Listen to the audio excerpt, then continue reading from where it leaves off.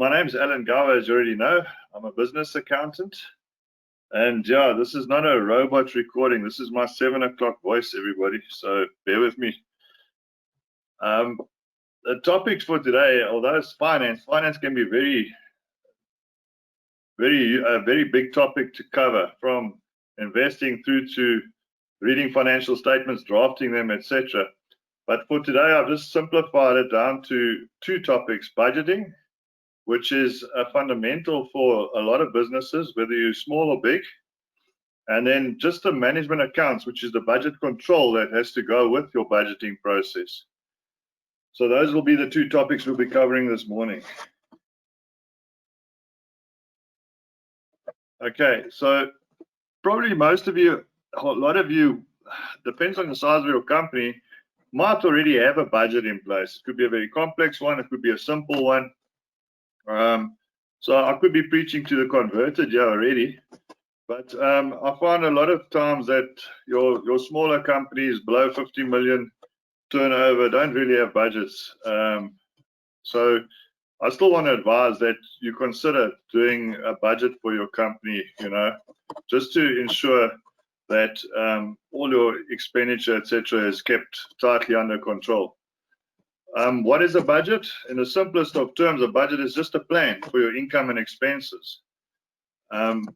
It's just so that you'll be on top of what you make and what you spend. If you find out along the line that you're spending more than you make, you can adjust. So a budget is that type of map or guideline that shows you, this is where I am. I should be adjusting, or I should stop spending to do that. Like the wording in the slide says, yeah, consider alternative of shopping without making a mental or written list. The outcome might be that many of the important items will not be bought, or you'll just reach a state of overspend, and that's now in your personal budget, for example, in your personal life. And this is a feature of many bankrupt companies, where they go on a spending spree when times are good and they suddenly find, I don't have cash anymore. Yeah, I think a lot of husbands also experience this, going out shopping without a list from the wife. You probably find you're going to buy chocolates and ice cream and all the other nice things in life, a lot of beer, and not come home with the essentials. And I think this is where the budget is critical in a business, to say, we've got limited resources, we need to apply them to to our plan, to what we target, what we aim to achieve in the actual business. So budgeting in organizations of all types is used in the development and coordination of plans. So it's part of your planning. The budget is really just saying, what am I going to do in the next 12 months ahead? It's part of the bigger plans, which I'll discuss in a minute, to say, this is a plan for the 12 months ahead, but there's a bigger plan of what I want to do with my business in the 3 years, 10 years ahead. It's a means to coordinate the plans with management, if you've got managers, to communicate with people. It's a very good communication tool to say, this is what our business is doing, this is how we're going to achieve it.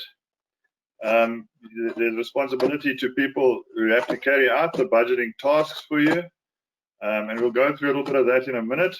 And it's also a method of authorized spending, to saying that if you're a big organization with different levels in your organization of management, for argument's sake, or people that are in control of budgets, that they authorize a certain amount of spending by saying your budget says you've got 10,000 Rand a month for marketing expense. That's what you've got to apply it to. Come and show me what you've been doing, or this is what you should be doing. It's also a standard against which your actual results will be compared. So once we set up a budget, we will always be comparing it, and that's where the control part comes in, the management accounts part. Excuse me, where we're saying, we've got this budget plan. I said I should be spending 10,000 a month on marketing, but when I look at what was actually spent in May month or June month, I'm spending 20,000. What is happening here? It's a way to control, saying, hold on. We only earmark 10,000 a month of our precious cash to do marketing. Why is it now 20,000? So it's a control mechanism to make sure that your spending is correctly applied. Just a quick high-level view. Where does it fit into the overall planning process? Excuse me. Yeah, so you plan for the future in a number of ways and on these time horizons. It's difficult to say what your business's time horizon is. Apparently, an IT company, because technology moves so fast, their time horizon is literally 1.5 years at a time. If they don't, their longest term planning is 1.5 years, which means they got to have a whole new product range or a new direction very quickly. 1.5 years gives you barely any time to sit down and think about it. You just have to get in and change. Where most other companies who are a little bit more in more static environments would be able to have plans over different terms. You might have a long-term plan where you say, this is my 5 to 10 year plan, which is your strategic plan, which says, I'm identifying what is it that I really want to achieve over 5 to 10 years. And you might say, for argument's sake, well, I want to, in 5 years' time, I want to have a 25% market share in South Africa. So I want to do 25% of all plumbing work in Johannesburg, for argument's sake, if that's a better goal. So, and then you following from your long-term planning, you implement medium-term planning, which says, what do I need to do to actually achieve that 25% market share? I need to avidly spend money in the next 3 years on marketing and making myself known out there. And so I'm going to set up a budget, or I'm going to set up plans to market myself out there in the next 3 years so that I can start seeing progress towards this 25% goal I've set for myself in terms of market share. A lot of companies don't do this, but it's predominantly your medium to larger companies that do this. But you know what? Whether you're small or large or medium, it doesn't matter. I think you still should set yourself these goals to say, in 3 years, in 5 years, I'd like to see my business there. And work towards those goals. And I think that's all we're selling right now. Short-term planning is actually with the discussion for today. This is the budgeting. This is the 1 year process, which says, what do I have to do in the next year ahead to start on this road of achieving my 5 or 10 year goal. And the first year, you're just going to say, well, I need to achieve so much sales, I need to do so much marketing, and I need to make sure that my spending is in line so that my capital, my funds are preserved so that I've got more money to market and grow in the next years ahead. So you could set yourself simple targets like that. But yeah, saying simple, it's not always that easy. The budget process itself can be either very complex, like you'll find in your manufacturing type of industries, where you need to know to the nth degree what I'm spending on input materials and labor, and it can be quite complex in a lot of environments. In large organizations with many departments and various cost centers, you can have 30, 40 departments or cost centers or business units. Budgeting is quite a process because it has to be done at that cost center level, a product line level, and to bring it up and then coordinate it back into a bigger budget. So essentially, you'll find the budgeting process in large organizations and your more complex type of enterprises is quite intensive. It can take 3 months for them to design a proper budget, to go through the process and to eventually get it approved. So what they'll do is they'll set themselves some SMART objectives. These are like saying, right, we mentioned the strategic objectives in the previous slide. I want them to be specific, measurable, achievable, realistic, and time-banded. If you set an objective, don't go try and shoot the lights out or the stars out. It must be something that's achievable. Otherwise, it could actually demoralize people.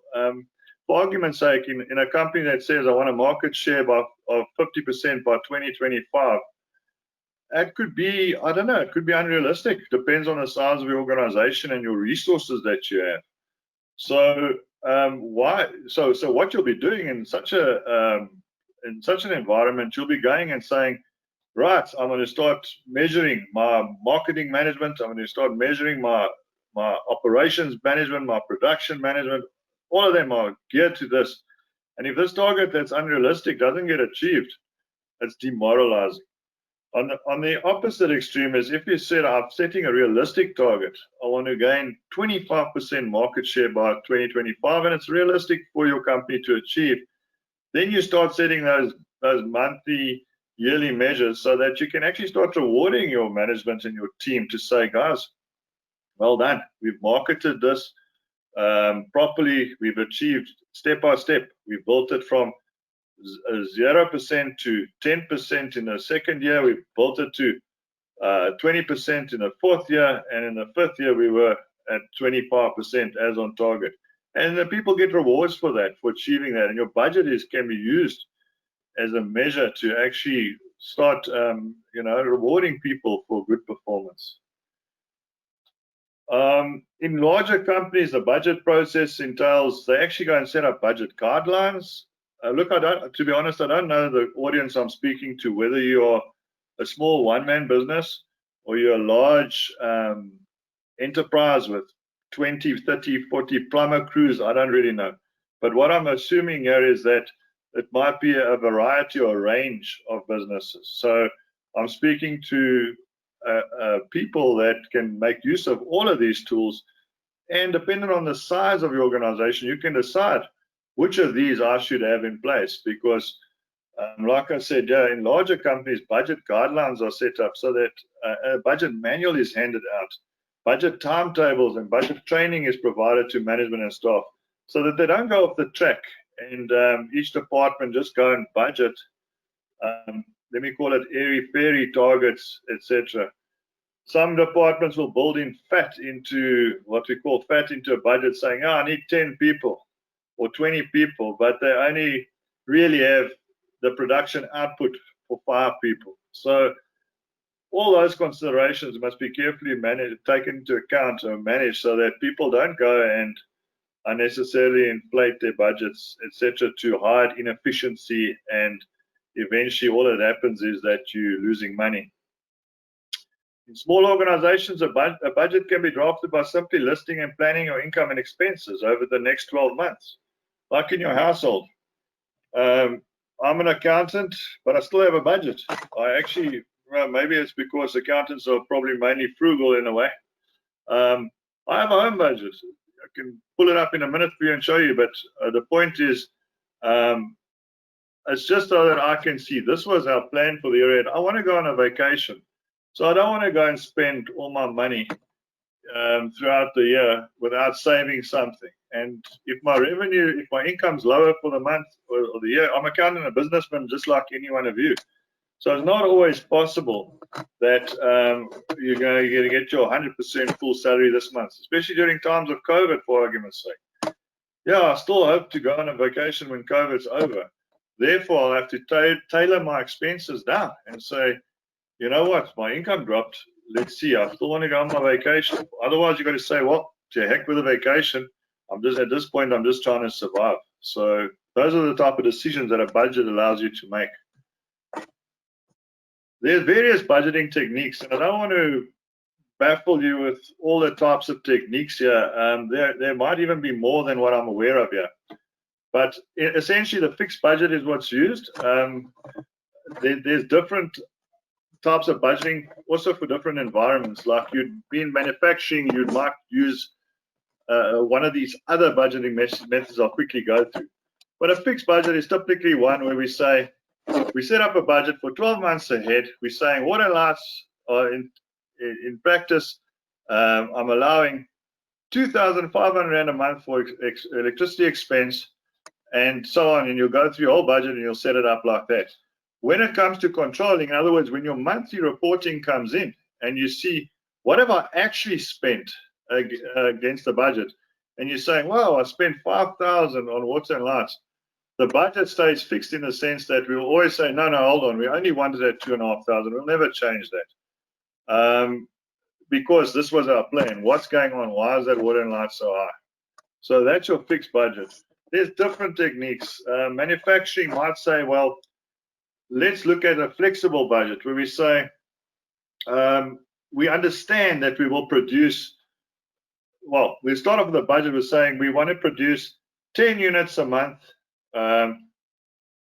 Sorry, this, yeah, sorry. If you go to the first example at the top, it follows through to the next example on flexible budgeting. So we're saying, originally we planned to say 10 units per month at 10,000 Rand a unit. That's what we're going to produce. That's our cost and that's our volume. They would adjust the volume to what was actually produced so that you're only getting a variance on pricing. In this example, you'll see they actually 10 units at 10,000 Rand per unit was supposed to be produced, but in this case, only 8 units at 8,000 Rand was produced. And so you come up with this variance that at 36,000, but you adjust the budget on a monthly basis according to your volumes. More used in manufacturing type environment where you're saying, I really want to focus on the other anomalies, that the reasons behind this budget going wrong or the actuals differing from the budget. I've taken volume out, so I'm finding the price is the problem. Why? Or it could be a good thing. It doesn't always have to be a problem. Why is it now suddenly costing me only 8,000 to produce this product? And they focus more on those type of details in that environment. It's not for everybody, but some businesses do that. Zero-based budgeting technique is a very good technique, I believe. Every year you literally start your budget off at zero, where you're saying, I'm not going to bring forward previous year inefficiencies and just start building on those inefficiencies. This type of budget ignores the past. Like you'll find most guys who do a budget, or many guys, I won't say most, that's just generalizing. Many guys who do a budget will take last year's actual numbers and say, I had 500,000 on salaries last year. I expect to pay 6 or 8% increase this year. And they'll then inflate that budget with that amount, and they would say, all right, my salaries will be 500,000 plus the 6 or 8%. That's my new budget. They don't go look at that 500,000 to say, is the income I'm producing, or is this expense justified? Should I not be having less staff for the amount of turnover I'm doing? The zero-based budget says, no, go back and look. If I'm budgeting for 600,000 rands worth of sales, how much in rand value or in headcount should I have to produce or how much labor in headcount or rand value must I have to produce that output? So you start off your New Year's budget by saying possibly, hang on, I should only have about 300,000 rands worth of salaries and not 500,000. Yeah, I'm going bankrupt because I'm just keeping inflating my cost. So you literally start off with zero and say, with every single expense item, you see, is this justified or not? And I think this is a very popular budgeting method these days, to say, I'm not just taking last year's actual numbers and inflating them. And there's a lot of inefficiency in there, and I could be losing money. Rolling budgets forecasts, we call them forecasts. Most of you might be familiar with them. It's simply saying we've got a fixed budget. We've got our actuals that come in every month, and we're comparing, and there's a variance. And we're saying, all right, when we analyze those variants, there might be variances that are out of our control. But with the forecasting technique is saying we realize that life changes as we go, so we can not necessarily stick with a fixed budget. We have to reforecast. So let's say we're in month 2, and we're seeing that our budget is not working. You can go and reforecast your budget for the next 10 months ahead to say, well, this is the new budget, because and you'll do that several times, considering certain changes. It could be economic change, it could be COVID-19 that's gone and messed up your budget, for argument's sake. So a lot of companies use a forecast as well they reforecast their budget. Remember, this could go either way. It could be, hold on, my budget was too conservative, I could have made a lot more money here, so I reforecast. Now our targets could have been higher, so I'm reforecasting now. Economy is good, all is great. I want to see better results in the next 10 months ahead. not just the results that we set down in the budget, and that you renegotiate with or discuss with your team, and you set your goals again. Very complex budgeting techniques continued. Activity-based budgeting. You'll find this in factory environments too. Not just factory, a lot of your bigger organizations also want to use this new technique. When I say new, it's probably new on the budget scene, but it's not so new in reality.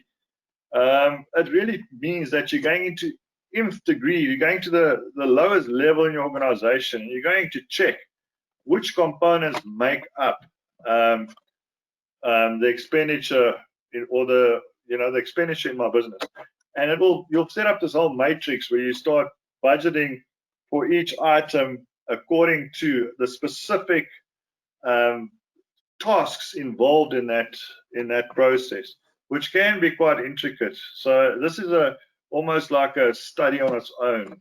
I don't think a lot of accountants do this, but you'll find it in your very complex organizations, industries. You find this technique used.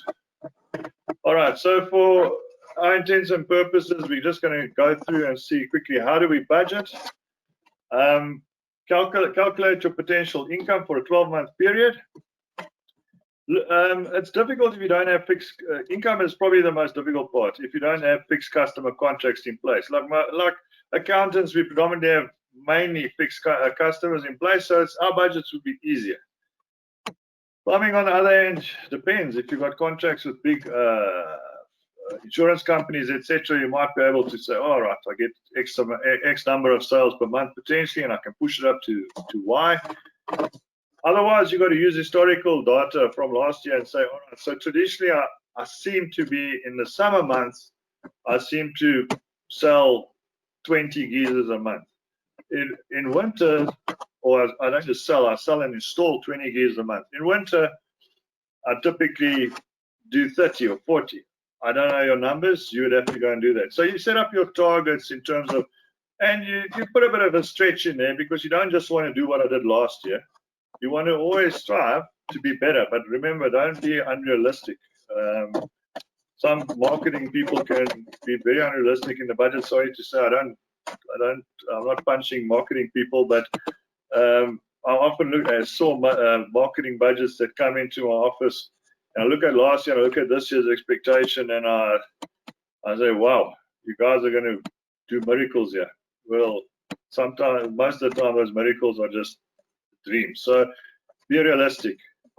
On the expense side, list your potential monthly expense items. So this is a typical budget process. I'm going to see what I'm potentially going to bring in in the 12 months ahead, my targets, my sales, and then I'm going to look at all my expense items.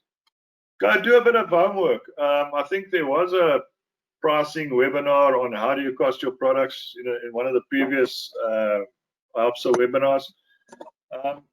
You've got to go and say, well, how much labor do I really need to achieve these sales, a month or a year? And then accordingly, plan your manpower so that you don't have a lot of idle time, unless you're planning to at some point increase your outputs. With regards to expenses in your budget, take into account timing of increases in expenses. So annual bonuses happen in December. Put that in your budget. Or January, suppliers might increase their prices of your purchases, and everybody wants salary increases somewhere along the line. So remember to put that into your budget planning for the 12 months ahead. And there's my recommendation. Start with a zero base the first time, so you can you can carefully look. I find in good times, people are happy to spend in companies. Suddenly the tide turns when the recession comes. Then they're caught with this huge expense. Now we want to retrench everybody because times are tough. It's because in good times, they never really focused on this cost base, this expenditure base, and it was just going to lacquer. I was hiring, I was paying, I was just going on a spending spree. And then when the tide turns, you're not getting that big revenue anymore. You find wanting. So I would even say in good times, carefully check your expenditure items.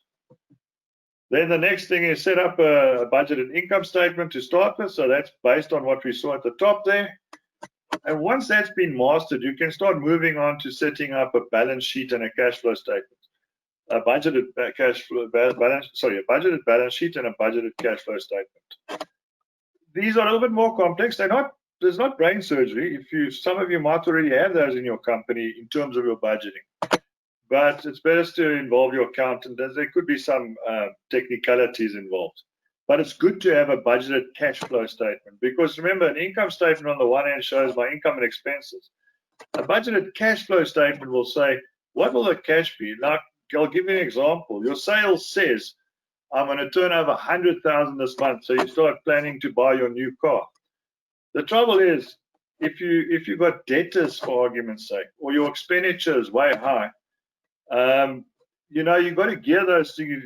Like, for argument's sake, debtors. If you're selling on credit, you're not necessarily going to get 100,000 in that month. You're going to have to wait a month or two for those people to pay you.